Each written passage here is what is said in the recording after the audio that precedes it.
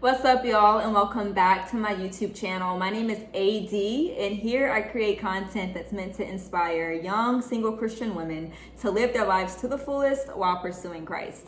In today's video, I'm going over the 5 money moves that I believe all single women should make. So without further ado, let's get into the first move.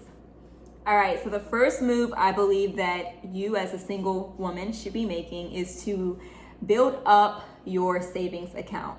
Yes, stack up your coins. When I was single, I did great on the debt-free part, but I did a horrible job when it comes to savings. I think last year in 2020, everyone learned the lesson of how important it is to have a savings account, one that's strong and healthy. What I recommend is having anywhere from 3 to 6 months worth of your living expenses saved up in an account. I also recommend that you have an emergency fund, which is going to be a separate type of savings account with at least $1,000 in that.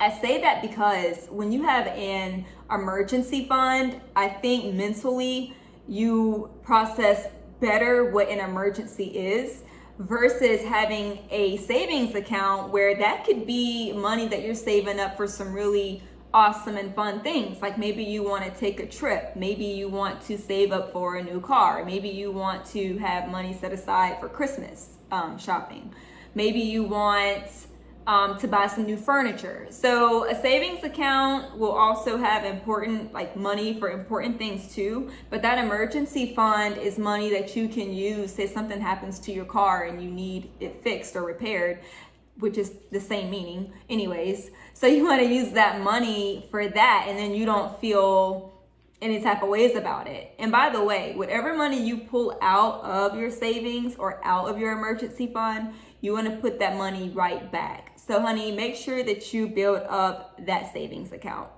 The second move that I believe that women should be making is investing in a life insurance policy. This is super important. I feel like I did not know how important it was until I was engaged. I think I got a life insurance policy when I was engaged. I don't think I was married yet.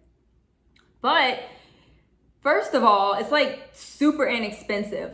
You can pay $30 a month for a life insurance policy. You might be able to get it cheaper than that. I don't know. I'm not a life insurance agent. But the whole point I'm trying to make is it's stupid cheap, all right? And it's great to have because if something happens to you, because everyone is born with a birth date and a due date, but we don't know when our due date is. We don't know when we're going to die.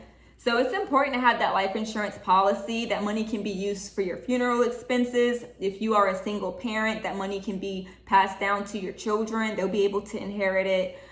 Maybe you want it to go to your parents.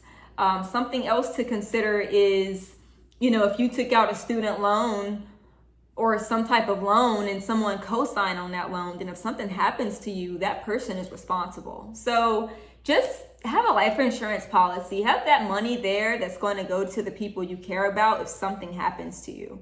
And you can even go online and just Google reasons why you should get a life insurance policy, and you'll find some pretty neat stuff on there that maybe didn't even cross your mind. So yeah, do that. All right, the third money move that I believe we should be making, or you should be, I'm not single anymore. So the third money move that you should make is to pay off your debt, okay? Pay off debt. I mentioned this earlier. I did a good job of remaining debt-free when I was single. And I was just I didn't have student loans or anything like that, but it just made me feel good, to know that the money I make, I get to keep. But I also want to say that being a slave to, or being in financial bondage is, it's not cool, y'all. Pay off your debt because number one, it's the responsible thing to do. Number two, it's just going to give you a better feeling overall. Just it's going to help you breathe better, live better. It's going to help you feel just like this element of freedom. And two, if you're still single and like you're not even engaged yet or anything, then if you have debt, then going on ahead and paying it off is going to put you in a better position financially when you do get married. So take care of what you need to take care of while you're single. And I want to, I don't want to sound so like harsh about that, because I know people who have gone to medical school or law school, like things like that, and they have a substantial amount of student loan debt. Most people have student loan debt, like that's normal. But I just want to say, like, be as proactive as you can about it, and get it down. And then maybe you have debt, but you have the frivolous kind, like credit card debt, because maybe self-control is still an area of weakness for you. Like, do what you got to do. Pay off those credit cards. And this brings me to the fourth money move that I think you should make, which is to invest in a financial advisor. All right. When you're single, you don't have someone that's holding you accountable to how you're spending your money. You don't have someone holding you accountable. So if you're stacking up a bunch of credit card debt and you think it's cute, nobody's there to be like, yo, like that's not okay. Or they're like, hey, why did you spend $200 on this? Or hey, why are you blowing money on this? Like, having a financial advisor is great, because that's somebody that's going to help you explore your financial goals, help you achieve those goals, and they're going to hold you accountable in that process as well. So if you have a good financial advisor, my husband had a great financial advisor when he was single. I wish I would have invested in one, and his financial advisor is awesome still to this day. But he did a great job on just like holding him accountable. Like, you laugh, but it's not funny, like that kind of attitude. Like, hey, like, no, you said you were going to do this. So what happened? What happened to that $200 that was supposed to go over here? So invest in a financial advisor. They're going to tell you the truth, and they're going to hold you accountable to the things that you want to do. So that's just like another idea of something you can do that I wish I would have done. I probably would have been in such a better position financially, because my savings account was just terrible. All right. And then the last money move that I believe you should make as a single woman, this is a big one. I feel like a lot of people, like some women are about this, and then other women are like, ooh, I don't know. But y'all, invest in real estate. If you can invest in real estate as a single woman, go for it.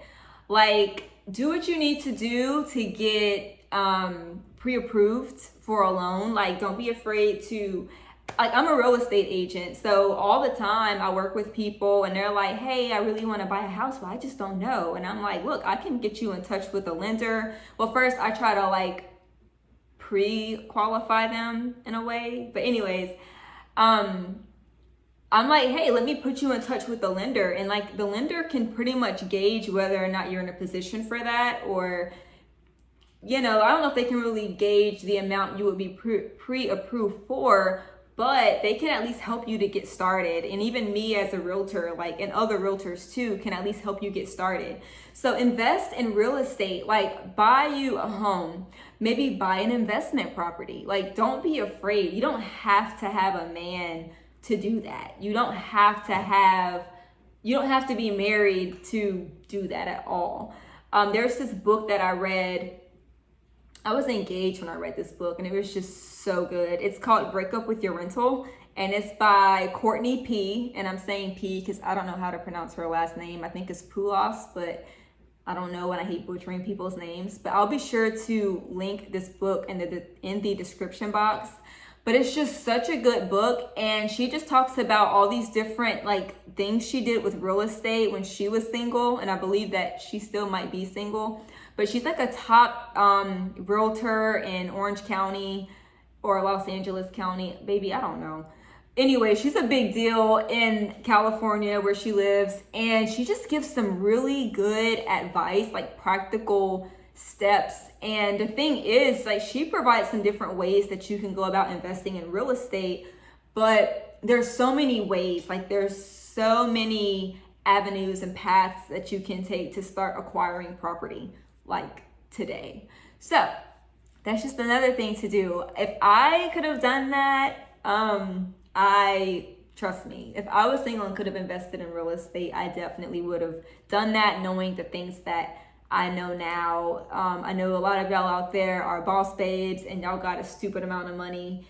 Instead of like spending a lot of your money on Louis bags and Fendi, what's that? I said it in my other video.